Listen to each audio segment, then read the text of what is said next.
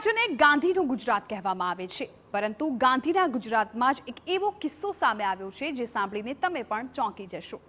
સુરેન્દ્રનગરની વાત છે। સુરેન્દ્રનગર કલેક્ટર કચેરી બહાર કેટલાક લોકો છે એ ધરતી બચાવો અભિયાન અંતર્ગત પ્રતિક ઉપવાસ પર બેઠા હતા। ગઈકાલે ગાંધીજીની પુણ્યતિથિ હોવાથી ઉપવાસ પર બેઠેલા લોકો ગાંધીજીની તસવીર કે મૂર્તિને સૂતરની આંટી પહેરાવવા માટે કલેક્ટર ઓફિસના તમામ વિભાગોમાં ફર્યા, પરંતુ કલેક્ટર ઓફિસમાં ક્યાંય પણ ગાંધીજીની મૂર્તિ કે તસવીર નહોતી મળી, જેને પગલે લોકોમાં ભારે રોષ જોવા મળ્યો।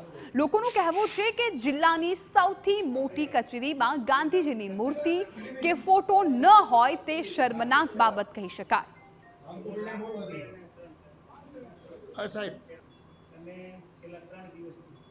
સુરેન્દ્રનગર જિલ્લાની અંદર કલેક્ટર કચેરી સામે ધરતી બચાવો અભિયાન અંતર્ગત અમે 3 દિવસના પ્રતિક ઉપવાસ માટે બેઠા છીએ।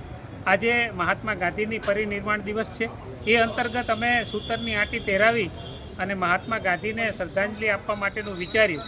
કલેક્ટર કચેરીની તમામ શાખાઓમાં તપાસ કરી, ક્યાંય અમને મહાત્મા ગાંધીનો ફોટો જોવા ના મળ્યો।